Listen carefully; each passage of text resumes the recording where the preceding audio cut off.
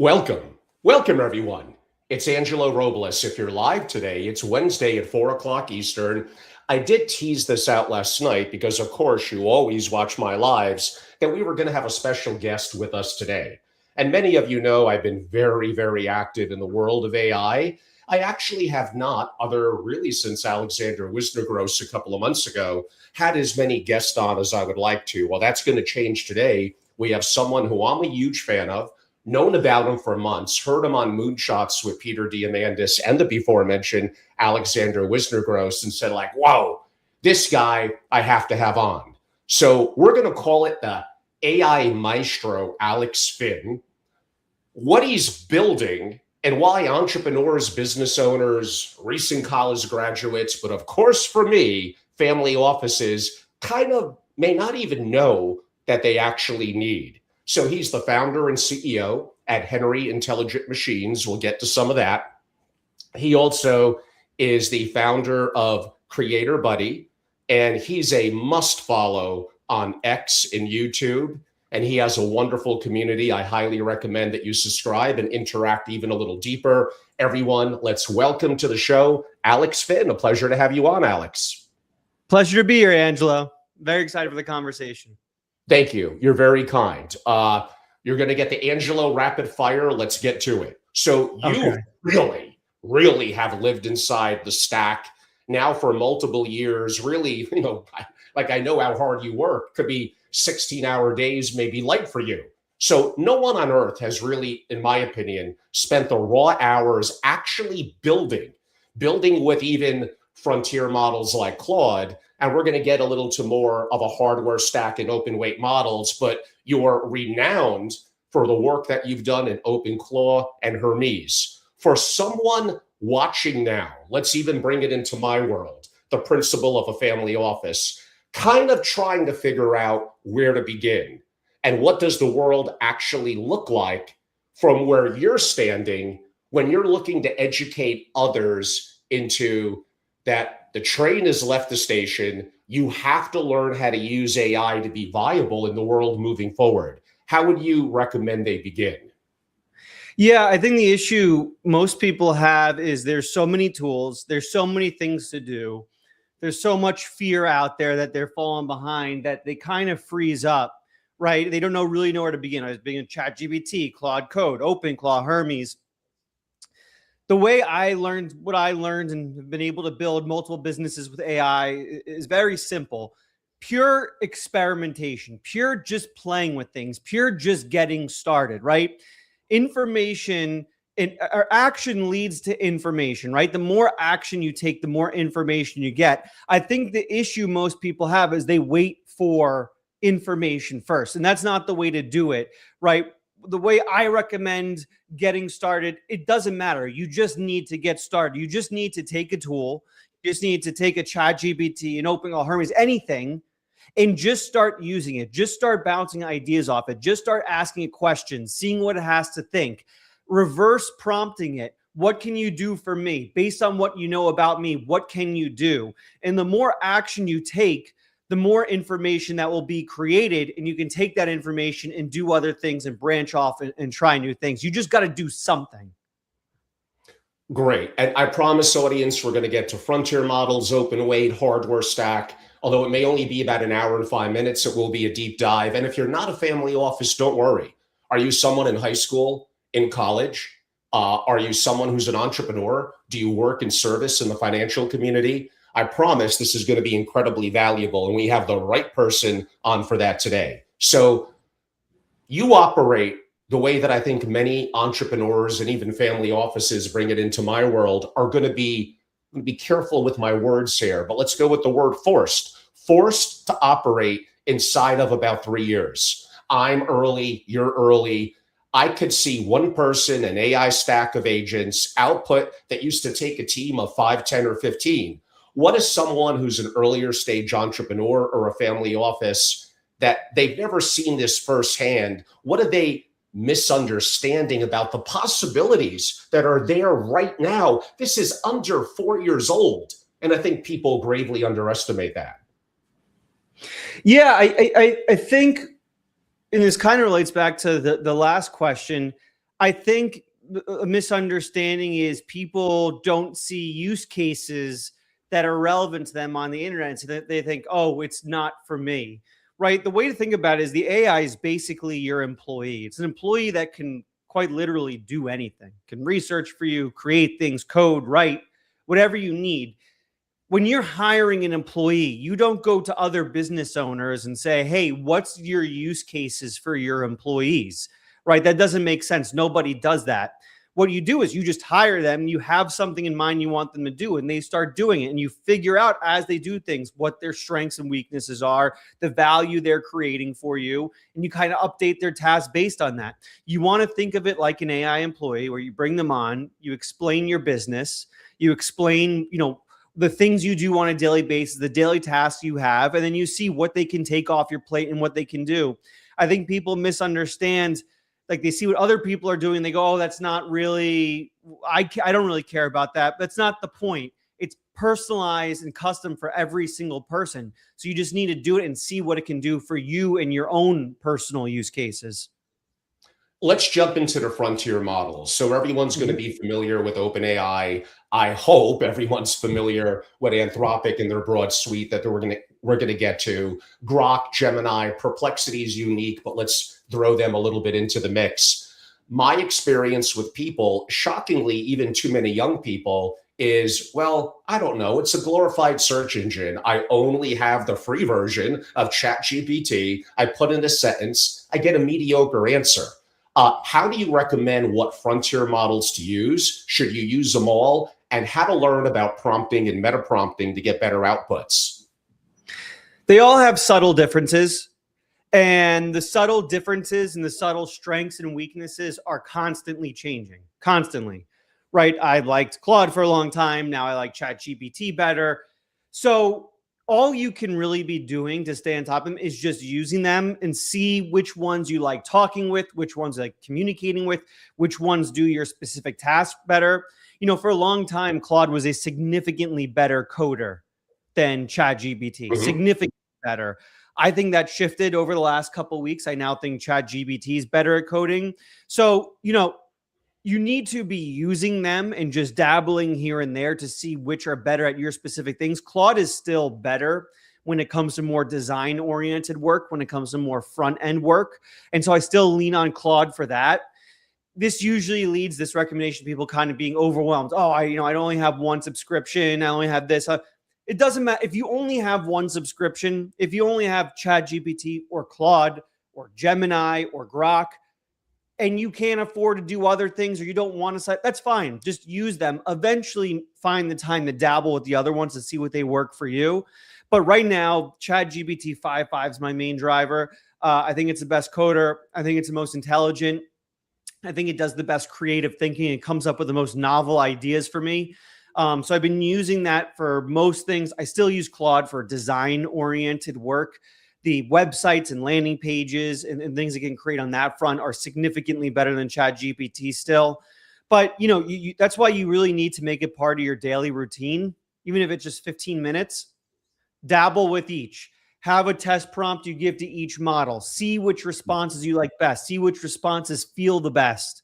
And then quite often when you try new things, generating an image or whatever, you just test it across all of them and see which ones you like best. Constantly kind of have those little tiny experiments you run. We don't have to go super deep into setting the temperature, context windows. Obviously, they're all different. The main two, 100%. The jump in ChatGPT to 5.5 compared to 5.4, oh my God, it's huge. Whereas, I think you'll agree, we're all a little disappointed in the Opus 4.7 compared to 4.6. Mythos may change everything, but I've been waiting on that for a month. Are you a little disappointed in 4.7? I think I'm in the minority of people who liked 4.7 more than 4.6. Wow. I thought the outputs I got were more consistent and dependable. I liked it. I just think at the moment, the issue with Claude is they clearly, for a long period of time, had a lack of compute. OpenAI clearly has significantly more compute, invested way more in GPUs and data centers. And so they, over the last 6 months or so have gotten much more rapid improvement, right? We had kind of the Opus 4.5 moment in November last year, which I thought was the biggest leap in AI ever. Since the original ChatGPT 3.5, I thought Opus 4.5 was the biggest leap we've ever had. I thought it was incredible. I think it put Anthropic on the top of the world. But ever since then, it's only been kind of step changes, while ChatGPT has taken big leaps every step of the way. Now, as you know, Anthropic just did a deal with SpaceX. I guess they're now SpaceX AI. I like SpaceX better, to get significantly more compute. Billions of dollars they're spending a month on Elon's compute. So I do believe this will change. I do believe once they get the data centers up and running for Anthropic, we'll probably see a consumer release of Mythos and probably see Opus catch back up. But I liked 4.7. It's just 5.5 and 5.4 both jumped above it and improved much faster. Back a little bit to getting better outputs. If you don't know how to prompt, you're probably going to be a little disappointed, and you're going to have to go a little back and forth, have the models battle, etc. Do you recommend using AI, meta prompting, to prompt better to get a better output in terms of what you want? Because you're probably initially not going to be as good. Yeah, I think what people need to do a lot more of when using AI is ask questions. Ask questions to the AI. I think people go into it and they have their way of working and they don't really comprehend that what they're talking to is super intelligence. And so they do it their way. In a lot of ways, the AI is significantly smarter than you, right? If you were going and you were working with Elon Musk on a project, you probably wouldn't just go to him and just tell him a bunch of things to do. You probably would at different points say, hey, how would you do this? How would you do this better? What do you think about this? Right? You should be doing the same thing with AI. You should be going, hey, I was thinking of asking you to do this. Is that the right way to do it? Am I thinking about this the right way? I was thinking about asking you to do this. Would you do this better? How would you prompt yourself to do this to get better results? So in a way, it's meta prompting. Another way, it's kind of what I call reverse prompting, where instead you're asking questions. How would you do this? What are better ways to do this? And I would just shift your lens of the AI you're talking to recognize that it is probably in many, many ways much more intelligent, not an insult to the audience, everyone. It's much more intelligent than everyone in a lot of different ways. And you need to recognize that and talk to it like it's someone who's more knowledgeable and say, okay, how would you approach this? What would you do here? And I find the answers you'll get from those types of questions will lead to a lot better prompts.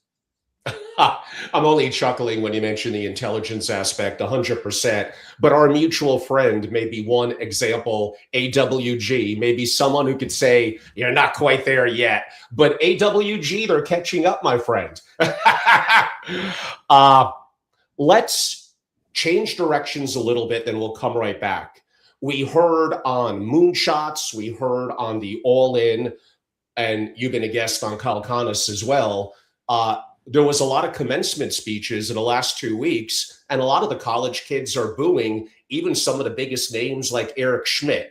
Where is the disconnect, and how can we help that connection be better so they're more optimistic about the future? Yeah, I think there is a lot of different angles to it. I think there's a lot of different reasons why the sentiment in America around AI is so largely negative. I think one reason is marketing. I think we have a tremendous marketing issue in America around AI. We have our leaders telling people that AI will eliminate jobs, that it's the doomsday device, that it's horrible, that it's, there's a 30% chance we'll all die. First of all, not true. Second of all, it's just being used, I think, for political leverage. If you go and you spread a bunch of fear, you'll have more opportunity to have power. But all of these things are leading to people hating AI. There's another marketing issue. A lot of CEOs have figured out over the last year that if they make mistakes and blame it on AI, they can get away with it and their stock price will go up. An example, a lot of CEOs overspent in 2021, right? Interest rates were 0%. And so they went, and I was a manager in 2021 at a tech company, and the directive was hire as many people as you can and pay them whatever they want. That was literally the directive. And that was the directive at a lot of tech companies back then. Now interest rates are much higher, and they're going to be there for a very long time because of inflation. So we've had all this spending. Now interest rates are high, and now the CEOs have to let people go because that outrageous overspending. But what they figured out is, if we just go, hey, the business is doing great, the business is doing amazing, we've never made so much money, but AI is here, so we have to make things slim, the stock price will still go up. So every CEO over the last 6 months has used the same exact playbook. Despite the fact they overhired, despite the fact they made horrible decisions, they're going to blame it on AI to kind of get out of it because they don't want to take accountability. Now, put yourself in the shoes of a normal person who's fighting for their lives, who's trying to put dinner on the table, and they read a tweet. Maybe they're not very familiar with AI, and they read a tweet going, hey, business is doing great, but AI is so good, we're firing everybody. Of course you're going to hate AI. Of course it's going to lead you to be going, oh, well, I hate AI. Everyone's losing jobs because of it, when it's not really the truth. The truth was these CEOs made a lot of very bad decisions. So point being, bringing the point back home, is we have many issues. The first, I think the biggest one is marketing. It's being marketed horrible in America. And then the other one, which I think fixes that problem, is most people are not getting value out of AI. And so when you're not getting value out of AI, you don't really know how to use it. And you see everyone on the internet going, oh, well, everyone's going to die because of it. You're probably going to hate the technology. And so the solution in my mind is, one, leaders being more conscious of the message they're putting out there about AI, but two, getting more people to get more value out of AI. If people understand what AI is and get value out of it, they're going to see through the doomerism. They're going to see through the feeling like, oh, actually, this is a beautiful product that unlocks opportunity for everyone. And so I think those are the two big solutions to the challenge we have here in America. I don't want to drag you too much into the geopolitical picture. After this question, we'll move on. And I'm not the only person who mentioned this. I believe they mentioned it on the All In as well. But it is a little bit of a race between the US and China. I'm assuming China probably wants to win. And if they could psyop a younger audience that is more impressionable relative to this is bad, it's taking your job, it's bad for the environment, that's going to make China win. I don't know if it's something you really want to comment on, but to think these things don't happen, maybe both ways, like it's like just not realistic. No, you have in China a very positive sentiment. 80% of people in China think positively about AI. When OpenClaw came out, they had literally festivals in town squares where grandmas were lining up to install OpenClaw. That is not what's happening in America. In America, if you tweet about OpenClaw, half your replies are, well, that's slop, that's garbage, that doesn't do anything, that's killing everything, that's drinking the water out of the lakes, right? And so I don't know how, if we continue on this path, we win in this space if everyone in the country hates it. So we need to figure out, as a country, for the good of the country, how do we change it and turn around and educate people on why it's actually a very positive technology and not a negative one. Of course, let's bring it back a little bit into my family office community, and you may disagree, but I think broadly as a suite, maybe not in deep reasoning or coding compared to OpenAI at the moment, but as you noted, that could change every week. But as a suite, Anthropic is pretty inclusive.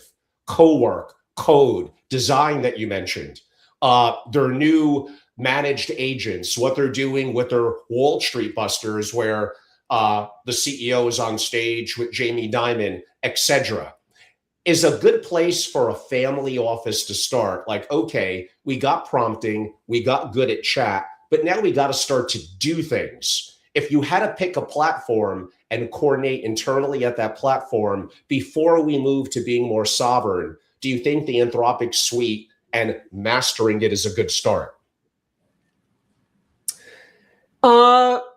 I don't think of it on a suite level. You know, Yes, I would say Anthropic's ecosystem is probably more well developed at the moment. But I also believe, and what I mean by that is like OpenAI spent a while building a whole lot of tools, Sora, this and that. They took kind of the Google approach to things, which is make as many experiments as possible. 90% will fail, but the 10% will be bangers. Anthropic took more of the Apple approach, which is only release things we are very, very confident in and fully tested. And that has led to, I think, stronger products in a more focused direction. But I think that OpenAI is quicker to pivot to, I think, where the future is going, which is the super app. I don't know how much longer Claude Design, Claude Cowork remain separate apps. I think where we'll converge in the future is one mega app that does it all for each. And I think OpenAI is making a faster pivot to that with Codex. Codex now basically has all the functionality of OpenClaw, has image generation, does all the coding, and has chat functionality. So they made a quicker pivot to the mega app. End of the day, if you are early on in your AI journey and you're trying to figure out what ecosystem to commit to, I don't necessarily think you need to commit to an ecosystem. I would just say start using the tools in a small sliver, whether it's just a chat or it's just the coding. See which one you feel more comfortable with. Go into that, but also be prepared at any given time to pivot, because the tools change, the tools get stronger. So you not only I think committing to one ecosystem and having like tribalism would be a mistake. I'd say have them both, be usefully familiar with both, use whatever's better for you at that moment. But as things change, as new tools release, be nimble enough to switch to whatever is best for you and your workflows.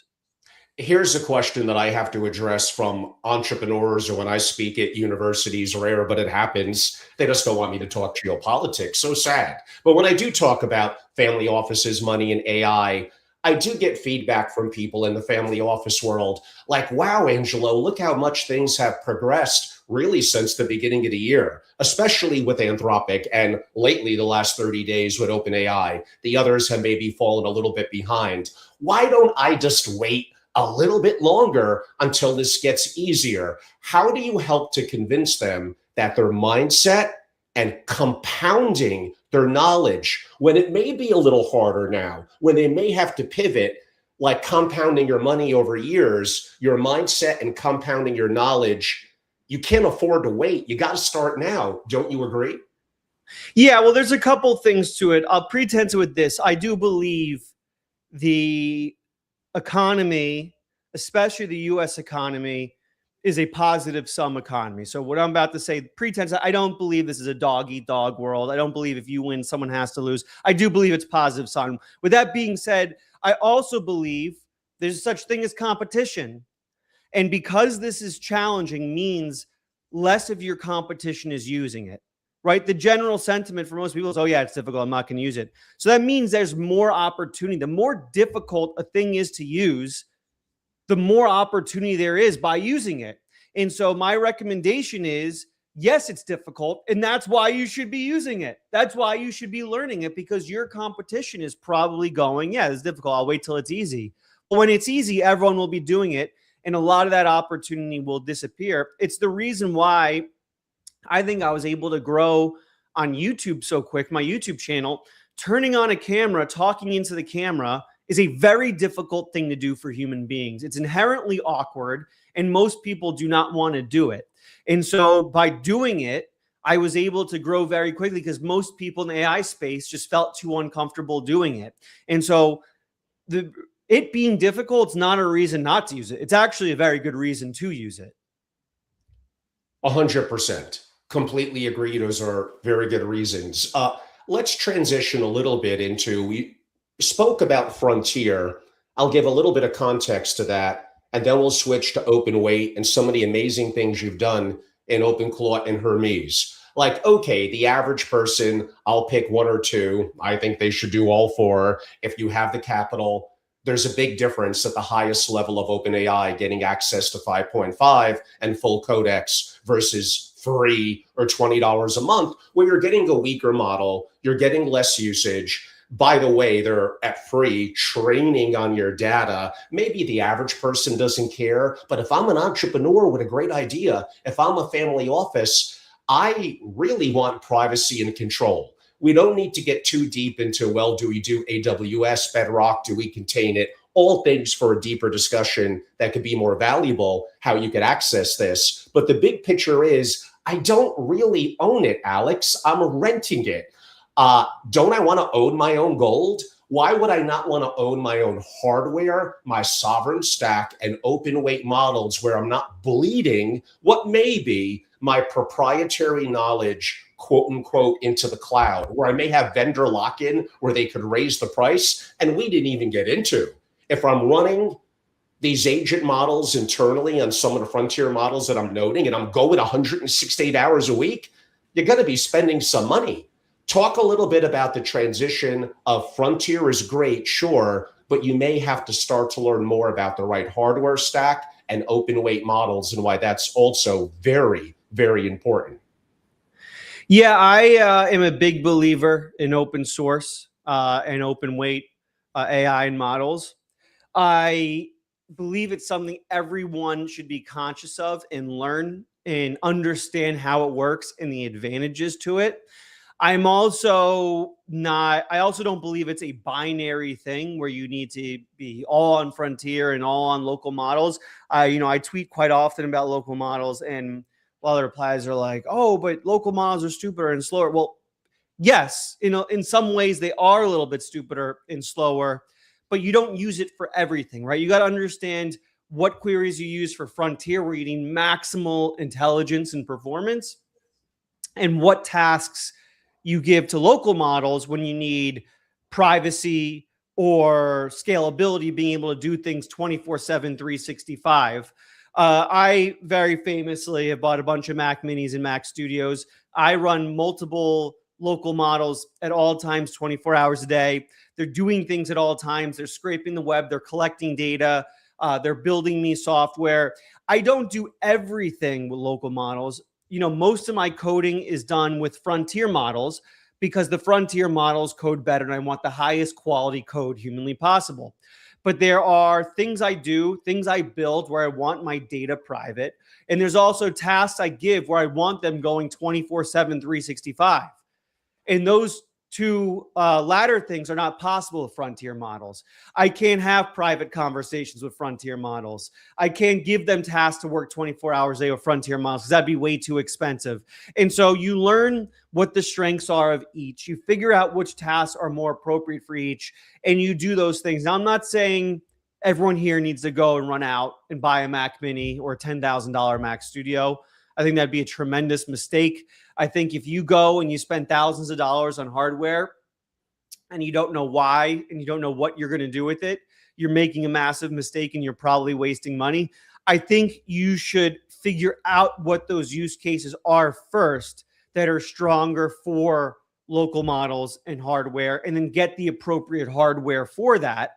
But you need to figure out what those use cases are first. If they're use cases where you need privacy and you can't have other models training on your data, then you want to get a local model. If they're, simple tasks that need to run over and over and over again for 24 hours a day, you want local models. But you want to understand what those use cases are first before you run out and buy expensive hardware. Reverse engineering in terms of what you need and starting off a little bit slow is probably never a bad idea. But because I am talking in the family office industry and families of great wealth that create their own entities, money may not be as much of an issue. But we also don't want to burn through something that they're not going to use, for lack of a better word, the horsepower with. Walk us through a little bit. You hinted at it. Mac Minis, which model, the most expensive one? Do I wait till the M5 version comes out? A Mac Studio, but you're also going to tell the audience, be patient, my friend, because you're probably going to have to wait weeks after weeks after weeks after weeks to get it. Do they jump into the NVIDIA DGX Spark, or is that going to be a little too intense for most people? The challenge is that Max and Max Studios are my original recommendation for local AI. I bought 2 Mac Studios, 512 gigabytes each, so the highest end ones you can get. I have a couple Mac Minis. Mac Minis, you're not buying for local AI. You're not running good models on them. My original recommendation was Mac Studios because they have what's called unified memory. Yep. Basically, they can run much larger models than NVIDIA chips. NVIDIA chips, don't get me wrong, are incredible. You're going to get way better speed and performance out of NVIDIA chips. And there are reasons to get NVIDIA chips over Mac Studios for specific use cases. But I thought for the average person where speed might not be as important, just being able to run intelligent models would be good. Here's the challenge. When I made that recommendation back in January this year, we lived in a very different world. We lived in a world where you could buy Mac Studios with 512 gigabytes of memory each. Now we live in a world where you can't. We live in a world where Micron's stock price has 5x since then because memory has become a major, major bottleneck. And so if you go to Apple's website now, you cannot buy a Mac Studio with more than, I think, like 50 gigabytes of memory or something like that on it because there's a major memory shortage. And the Mac Studios that we're supposed to launch in the next month, I'm hearing rumors that have been delayed for a good amount of time, potentially even December, because of the memory shortage. And so now Apple's strength, which was that big unified memory, not quite much of a strength anymore because you can't buy big unified memory computers from them. So with that being said, I think the strength kind of goes back a little bit to NVIDIA's side because you can buy a DJX Spark that has 128 gigabytes of unified memory and really good performance. So if I'm starting now, I'm probably leaning towards the Spark. Now, is it as user-friendly as Apple? No, not even close. One of the big reasons I recommended the Studio and the Mac Mini is I think Apple's products are the most user-friendly products on planet Earth. I absolutely love using them. They are a joy to use. The DJX Spark is a Linux-based machine. For the average consumer, they've never used Linux in their entire life and will be very foreign and unfamiliar. Now, I don't manage it through the user interface. I don't use Linux. I actually have my OpenClaw managing the DJX Spark. I haven't plugged it into a monitor ever. So there's ways to do it. It's going to be a good amount more complicated than buying a Mac Studio. It's just a much more challenging time right now to get really good hardware than it was, say, 4 months ago when I started making the recommendation. So, I'd look to see what's in stock where you are. Well, first I would see, again, what your use cases are and what you're trying to accomplish. See what the hardware requirements are for those use cases, and then see the hardware availability where you are. Are there Mac Studios that have that amount of memory available where you are? If not, does the DJX Spark do it? Is that available near you? So those are the kind of all the variables to take into account with your decision making. Okay, let's assume that we have the hardware. We're going to jump now into more utilization of open weight models and something that you're the master at online with OpenClaw and Hermes. We could do hours on this. We'll probably keep it 10 minutes so audience just stay with us. Let's assume they have the hardware stack. We don't have time to get into how they use Hugging Face or Olama, but audience, it's easy. Like I tell this, I'm a 60-year-old male. I'm not a techie. And 8 months ago, I created my own apps. If I could do it, anyone could do it. You just got to, like you said, you got to put in the time, follow some of the right people, and just start to do it, to execute and to iterate and adapt as you go along. It's the best way to learn. Walk me through what you would recommend. You're going to probably recommend, okay, great. Let's start with even OpenClaw. You're going to want to orchestrate with one of the frontier models, but be a little careful of cost. Which model? You were always big on 4.6 and 4.7, that Claude had an edge on the older OpenAI as the orchestration layer. Let's start there. Has that changed? So previously, when for those watching, not sure what orchestrator means in this context, when you're working with AI and you have an AI agent, you typically have a model that makes all the decisions, and decides what should we do here, what tools should we use, decides the direction, what you want to do. That's your orchestrator. And then maybe you have smaller, cheaper models that do the execution, that actually take the task the orchestrator decides on and does that thing. Now, up until a month ago, there was only one player in the game, and that was Claude, Opus. It was by far the best orchestrator model. If you used any other model, including ChatGPT, as an orchestrator, it was completely useless. It would make awful decisions. It would not get tasks done. It was completely undependable. And Opus was by far the best. Fast forward to a few weeks ago, ChatGPT 5.5 comes out, which I believe is a better model than Opus. But when it comes to orchestration, Opus is still better. The good news is 5.5 is usable. It works. I thought 5.4 was completely unusable when it came to orchestration. I thought it was useless. I'd rather have not used any AI agent at all than use 5.4 as the orchestrator. The good news is 5.5 is actually useful. It works. It gets the job done. Is it as good as Opus for orchestration? No, it's still not there. But I would use it now, right? So if you're on a budget and you can't pay for the Anthropic API, so you can't pay a few $100s a month to pay for API credits, I think you are totally fine using ChatGPT as the orchestrator model. Excellent. So again, let's walk that through. And again, we're taking AI from chat to doing things, which is AI agents. And again, strictly using the frontier models, internal systems may be the initial better option, but I could debate privacy and control. And again, if you let it rip 168 hours a week, maybe you got the money. It's going to be a big bill. So what you're talking about is hyper-powered programs like OpenAI and Hermes. And we'll get to that competition in a little while because you've adapted, which is great for you, some of your thinking about that. So I may have multiple Mac minis. I'm orchestrating, controlling my hours with a frontier model like the ones we described, but I'm going to execute with the before mentioned open weight models that are on my systems that don't touch the cloud. Which models, Kimi, Qwen, Llama, etc., do you prefer for execution? Yeah, I mean, it's constantly changing, right? But one thing I've noticed consistently is I've enjoyed using Qwen. I think Qwen, you're getting the best bang for your buck when it comes to size to performance.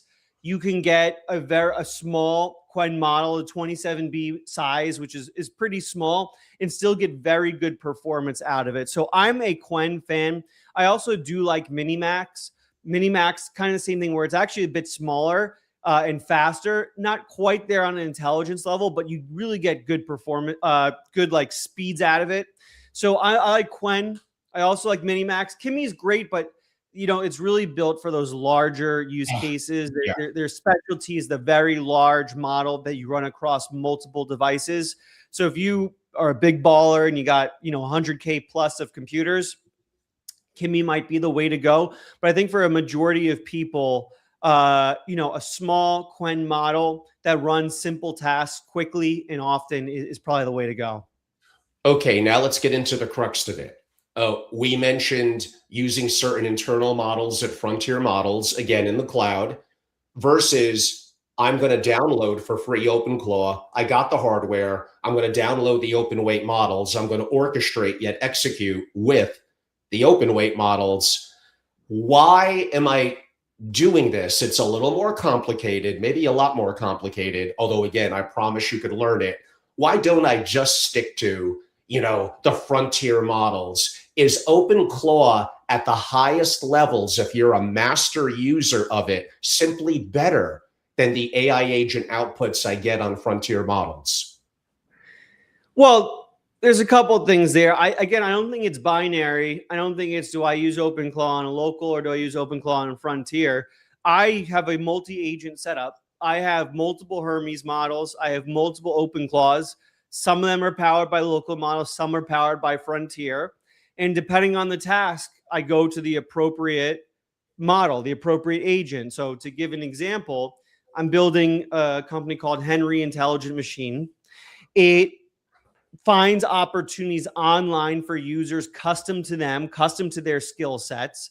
And where a lot of that data comes from is my local Hermes model agent powered by Quen going every 20 minutes around the clock online on a Reddit, on a Twitter, and finding business opportunities. That is perfect for the local model. That is perfect for the Hermes powered by the local orchestrator. Because if I did that on Frontier, I'd be paying thousands of dollars a month for it to do things every 20 minutes. So I don't think it's binary. I think you can have local agents, local Hermes. You have multiple local Hermes models, multiple Frontier Hermes models, and then you find the appropriate agent for the appropriate task.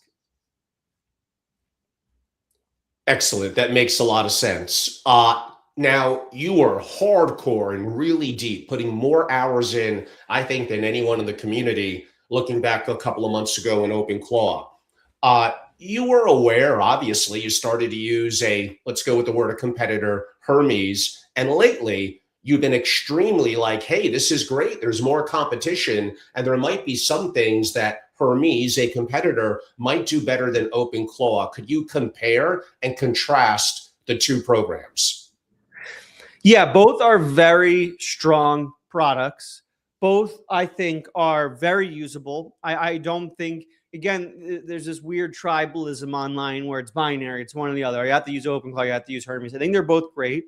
I've been using Hermes more lately. The reason being, personally, is I've been updating OpenClaw a good amount. And every time I update it, it breaks almost every time. That's frustrating for me. So I've been. I understand. What's that? I understand. I've been leaning more on Hermes. I still use OpenClaw. I just don't update it because I just know it's going to frustrate me. So I still use OpenClaw. I just lean on Hermes a little bit more. Again, I think, it's different for every person. I know some people still swear by OpenClaw. I know some people that swear by Hermes. You want to see what's best for you in your workflows and what performs for you. I personally just leaning more towards Hermes. I like the way they update things a little bit more. I like their direction and roadmap a little bit more. So I've been using them a bit, but the way the two teams work are very different. And so I'd just be using both if I were you. There's no downside to having two agents, one of each. I've just been leaning more towards Hermes because it's been more dependable for me. I think I'm going to know your answer, but just so it maybe sinks in with the audience, again, other frontier models were a little focused on Anthropic and OpenAI. And who knows, the next month, 2 months, like you'll admit, things could change. When it comes to coordination and orchestration, the way we're talking about it, with both coding and AI agents, why or where is there any role at all right now for Gemini 3.1 and Grok 4.3 Heavy? There isn't. I don't use either for anything. At the end of the day, you got to be using the best model for whatever task it is you're doing. Coding, ChatGPT. Design, Claude. Now, Google Gemini has strengths in some areas. I believe their video generation, if you live in America, is the best, because I think C Dance is the best in the world, but I don't think you can use C Dance in America, or you can, but only through specific apps. So, their VO model is fantastic. So I would use it for that. Also, their AI is great in spreadsheets and Google Docs because it's built into Google Docs. So it's good for that. But from a majority of use case perspective, I'm not really using Gemini too much. Grok, if I'm making a meme to make fun of my friends, I might use Grok because Grok Imagine's like free. But other than that, there really is no advantages. Again, the space moves so fast where we could wake up, Gemini 3.5 Pro can come out, can be the best model in the world. I kind of think Google's had issues with focus. I don't think they're as focused. It seems like they just have a tremendous amount of people doing a tremendous amount of things, and there really isn't much focus on making the best product humanly possible. And so I think that's been the challenge. So, if you're using the best product for the best use cases, ChatGPT and Claude is going to have significantly more use cases and uses than the other ones. I mean, we're not looking to make it a how-to instructional manual or video. You've done them on OpenClaw and Hermes, but it can get a little technical. when I'm thinking in the world of finance and family offices, setting it up, integrating, do you use paperclip for governance? How do you structure institutional memory, Obsidian, Weaviate? We didn't even get into the soul and heartbeat of the agents. How do people overcome the inertia of like, I don't know, this seems kind of hard. Like, how did you do it, and what would you recommend to people? Well, don't overcomplicate it. You have all these tools, paperclip, 100 other orchestrators. There's new ones coming out every day. There's new ones being open sourced every other day. And if you get caught up, like I'll try them.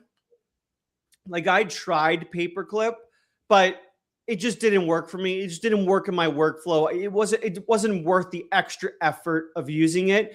And so like again, if you're just starting, no need to overcomplicate.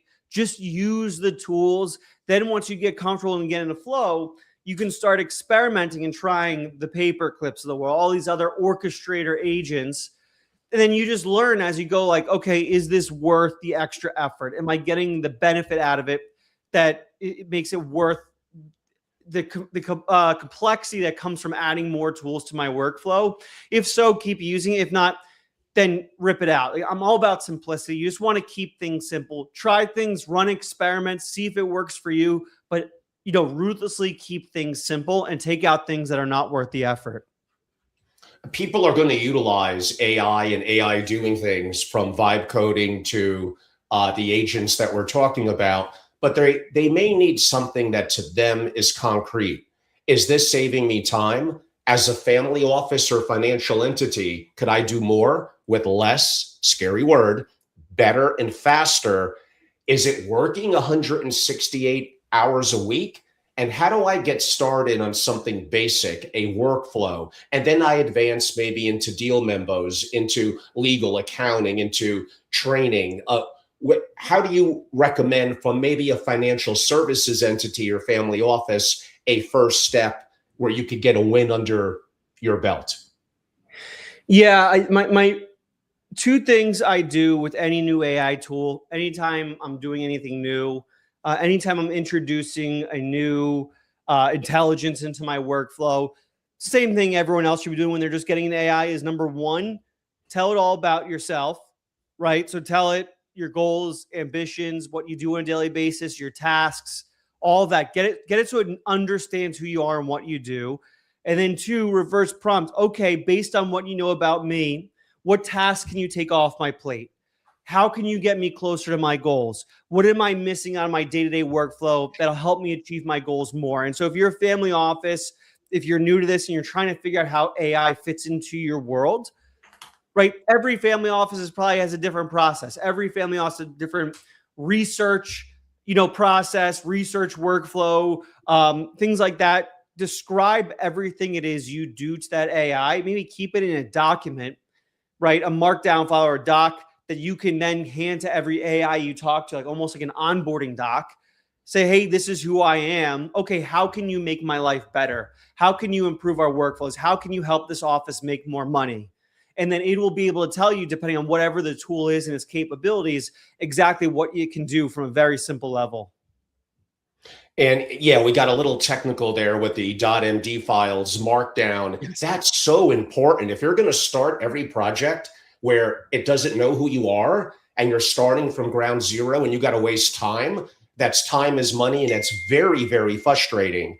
Without making it hyper technical, and they need to watch an Andre Karthapi read or video, what would you recommend to ease them into skills, which Claude has, markdown files, and getting more institutional memory of who you are to make current and future projects just more seamless? It's a question, how do you kind of make it more seamless, your future projects based on who you are, and how do you onboard better? Repeat that one more time. And basically simplifying the utilization of markdown files, which really isn't that hard, but you got to create it and maybe update it one time and learn how to integrate it into your systems. Yeah, I use Obsidian for this. Yeah. So for those who don't know, Obsidian is basically a markdown file organizer. And for those who don't know, markdown is just the language these agents talk in, just plain text files. And so I keep kind of a record of markdown files I use quite often. So these will be files that describe who I am, goals, ambitions, workflows. These will be rules files. So in Codex and other coding tools, there's this concept of agents.md, which is basically your rules file, which describes the agent, how you want it to work, how you want it to code, things like that. I have one consistent file I use across all my tools. And so basically you want to keep a folder, if it's for your business, have it in the cloud, of just the rules you want, how you want your agents to work, information about yourself, your business, how it operates. And then you can quickly take these and give them to all your agents that you work with. And if you have teammates, coworkers, whatever it is, you can have shared files and folders. So each can take whichever one's appropriate for them and give it to agents. Say, hey, here's who I am. Here's how I want you to communicate with me. Here's the rules for how I want you to build things. And you can quickly get them all kind of working the same way. Excellent. That's very helpful. One of the advice that I sometimes give to family offices, let me know if this applies to businesses and people in general, maybe we should all be doing it.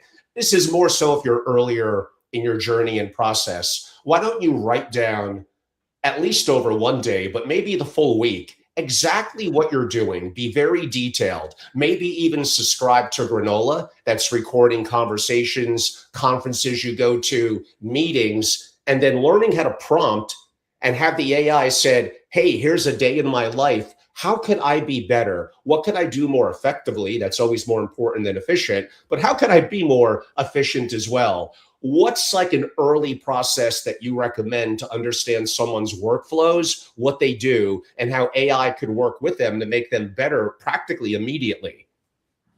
Yeah, very simple. This was something I do very regularly.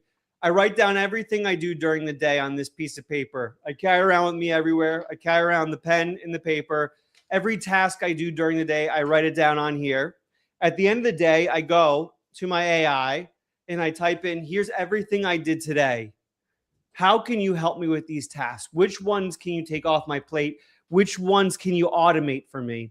And what will happen is you'll figure out ways you've never even thought of to use AI that will improve your life a tremendous amount. Again, it comes back to one of the original points we made, which was the AI is much smarter than you in a lot of different ways. It knows how to use itself much better than you know how to use it. And so you should be taking advantage of that knowledge. And you do that by saying, hey, here's a list of everything I did today. What do I need to do? What should I be doing? How can you help me more? This exercise helped me a ton. Alex, besides a master user and entrepreneur, or building up on top of that, you're doing something pretty incredible now with Henry. I think the audience would benefit from learning more. Please tell us more about Henry Intelligent Machine. Yeah, I believe strongly in UBO, which is Universal Basic Opportunity. And what that basically means is I think everyone should have equal opportunity with AI, because that's really what AI creates, is anyone can build anything they want. And what Henry is a personal AI that learns all about you, goals, ambitions, skills, finds opportunities that you can solve, that you're personally positioned to solve, and then builds micro businesses around those opportunities, right? So if you were super into investing, you're very knowledgeable about investing, Henry would learn that about you, then go and find challenges to solve around investing, and then build the products and businesses to solve that so it can generate you value. I strongly, we talked about this earlier, a lot of people hate AI in America, and I think it's because they're not getting value out of it. And so I'm building a product that allows everyone to get value out of it by having an agent that learns about them and autonomously builds businesses and creates value for them. And that's what Henry is kind of your autonomous value generator. Let's even say a principal in my world, in the family office world, is watching this, and I don't know, in their 60s, maybe good for them. They may have billions of AUM in assets. They have a staff of 12 people, but they see that things are changing. They do understand becoming more effective and efficient, doing more, better, and faster. And again, I want the executives and employees to win. They probably have to honestly let arrogance and fear, they have to let that go. Normal human emotions, they have to learn and they have to be the best user inside the enterprise with what they're doing with AI. We kind of hinted at this multiple times, but I think it's important to pound home. Where do they start? Like what's a good starting point that you would recommend? When it comes to using AI and getting most out of it? Yes. And if they don't, rather bluntly, if they're not the principal and they're an employee, they're not the entrepreneur, they're an employee, they may become obsolete. How do we help them so that doesn't happen to them? We do whatever it takes to get them to use it, right? And again, it can be very overwhelming. There's so much to it. It can feel technical at times, but you just need to get on it and have conversation. Here's who I am. This is what I do. How can you help me? And that starting point, again, that action will lead to information, which will lead to you figuring out new use cases, new things to do, which will branch off and inspire. You know, I've talked to many people who I got them to use ChatGPT just to kind of go over their daily tasks like we just talked about. And now they're using Codex to build out new apps and launch new businesses quite often, right? And so it's that little bit of initial action and inertia you create that leads to really amazing, great things you never thought you'd be capable of.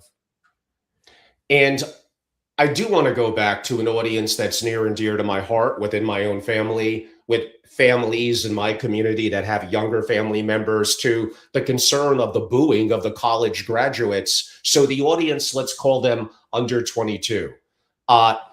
Yeah, like I hear when Diamandis talks about we all have to be entrepreneurs, and I don't disagree, but that may not initially always be realistic. Maybe in 10 years it's going to have to be, because that's just how it is. So a relatively similar question. They're more digitally fluid, but they're afraid. So skills have utility. Utility turns into economic value.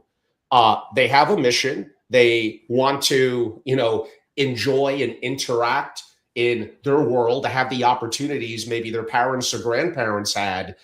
And the world is not going to go back. It's here we are. So I don't know if it's a similar question to where do they start, but how do they make this more of their daily routine? Because I think they have to. Yeah, I mean, you have to be intentional about making it your daily routine. You have to be intentional, because